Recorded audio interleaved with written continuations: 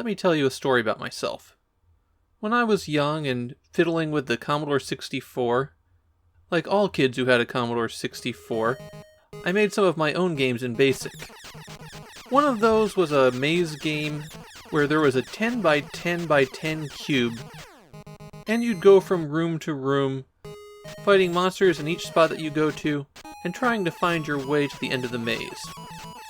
Well, as soon as I started playing my creation, I quickly realized that 1,000 effectively randomly generated rooms was a terrible game. There's just too much and it's all the same. So that idea went away and I went on to make something else. I'm bringing this up because the creators of Mashou didn't learn that lesson. Mashou, better known as Deadly Towers internationally, is a very large game. I don't have an exact size, but every dungeon has about 200 rooms, and I stumbled into 4 different ones. There's also an enormous interconnected castle, and 2 other special kinds of dungeons. When it's all totaled, Mashou is a game with thousands of locations, and about 20 of them are significant. The story of Mashou, which translates roughly as Hell's Bells, is told in a very lengthy introduction. What it comes down to is you have to climb 7 towers at the evil fortress and destroy the bells at the top. The first thing that you're going to encounter is that there aren't a lot of paths on the outside of the fortress. Instead, you'll have to find the dungeon entrances and make your way through those to other portions of the fortress. All of the entrances to dungeons are invisible. In fact, anything that links regions is invisible. So the shops in the dungeons are invisible.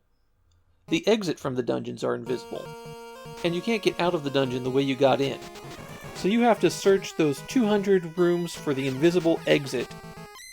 There were several times that I stumbled into a dungeon that I didn't want to, and then couldn't find my way back out.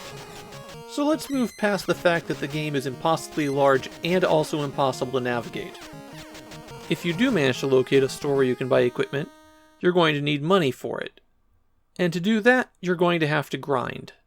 A lot. Of the time I spent recording this footage, about half of it was grinding for cash for equipment. The best thing you can do is locate a room in a dungeon with one of these multi-part sphere monsters, and stun lock it as soon as you come into the room. Exit the room, re-enter, repeat, roughly 80 times to get enough cash for your starting equipment. But be careful you pick the right spot to do this, because sometimes when you enter a room, monsters spawn on top of you and just drain your life away. Could be worse though. The monsters could appear on top of you when you enter a room in an outside segment, instantly knocking you off the edge of the building and killing you. And Orlando's got nothing on the enemies in Mashou. And when you die, you have to go back to the beginning and have all your money reset. So you get to march through all those connecting dungeons again. At least there's a bug that works in your favor with the game over. The health upgrades also respawn when you die. So you might want to just run up your health to the maximum of 200 before you get too deep into the game. Let's talk about the items that you can get. Just keep in mind that to acquire any of these items, you first have to find a shop. I think the armor is self-explanatory. The potions recover health. The scrolls warp you to different locations. Which one depends on the color of the scroll. The torch is supposed to indicate the dungeon exit, though it didn't seem to work for me. Instead, I found the red crystal, which teleports you to the dungeon exit. The action in the game is clearly Zelda-inspired, since you throw your sword in the same way that Link does. But it's so much worse. There's no stabbing, just throwing, and you can only have one sword on the screen at a time. If you miss, you're in pretty big trouble. But if you hit, the enemy is stunned for a second. And you can throw a sword again immediately after the last one hits.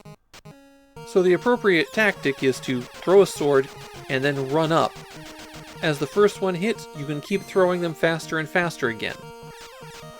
And then sit there for several seconds because most of the enemies take a huge number of hits. It's easy to get hurt in combat, and it's tough to heal. Getting a heart recovers 10 health, but enemies can do a lot more damage than that. The easiest way to get health back is the same way that you grind. Those tower enemies can drop multiple hearts, and you can just re-enter the room until you're full again. Of course, that doesn't help you when the knockback sends you ping-ponging among multiple enemies. It's been 4 or 5 years since I played Mashou, and when I sat down to play it today, I started out thinking, well, it's not good, but if you play with a guide, it's not the worst thing ever.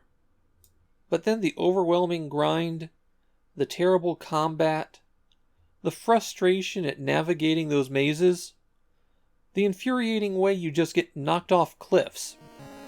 By the end of my session, I remembered why people hate this game so much. It really is more of a torture implement than a game.